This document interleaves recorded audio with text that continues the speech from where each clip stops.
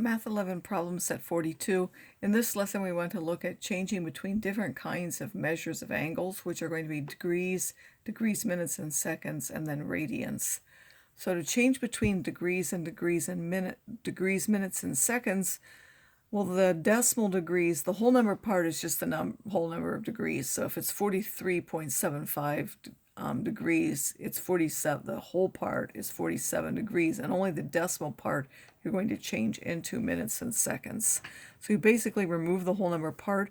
You multiply whatever decimal you have by 60. You take that whole number part off. That's the minutes. The decimal that remains, you're going to take and multiply that by 60. And the result will be the number of seconds. If you're starting with degrees, minutes, and seconds, you take the decimal degrees as the whole number, then you're going to take the minutes and divide by 60, and the seconds and divide by 3,600.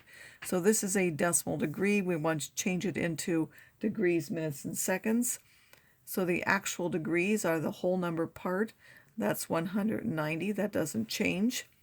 We're now going to get the minutes by taking the decimal part that you have and multiplying by 60.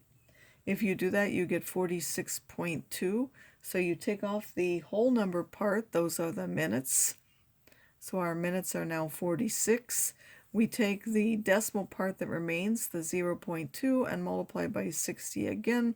That gives us 12, and that means that the seconds are 12. So this 190.77 degrees is the same as 190 degrees, 46 minutes, and 12 seconds. In this one, we started with DMS, degrees, minutes, and seconds, and we want to change to decimal. So we take the whole number part, that's just the decimal part. We add the minutes over 60, and then we add the seconds over 3,600. If you calculate that, you will find that that gives 237.8425 degrees. Now, if we want to change between degrees and radians, radians being one of the major things that are used for angles, applications often use degrees. All trig functions are done in radians when you're talking about calculus or some other applications. So to go from degrees to radians, you're going to multiply by pi over 180 because pi and 180 are equivalent from one unit to the other. And then if we want to go the other way, we'll multiply by 180 over pi. But when we're getting radians, we ignore the pi initially in the multiplication, and we look at whether the degrees over 180 gives a nice fraction. If it does, you just keep the pi and you write the pi with the fraction. If it doesn't give a nice fraction, then you multiply by the pi as well and give a decimal value for the radians. So if I want to change 10 degrees to radians, I would multiply by pi over 180.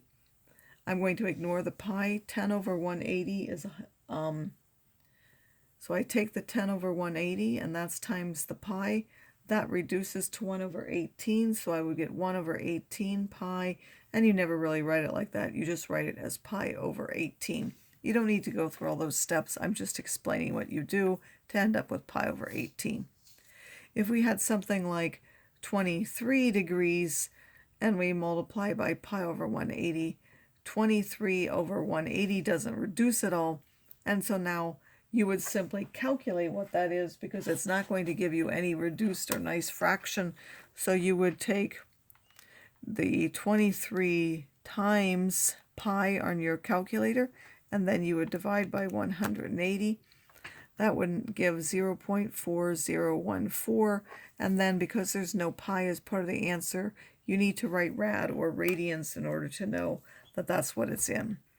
If we are given this with a pi and we want to change to degrees, 180 and pi are equivalent. We would multiply by that. The pi's cancel, and if we multiply those, we will end up with minus 1,020 degrees.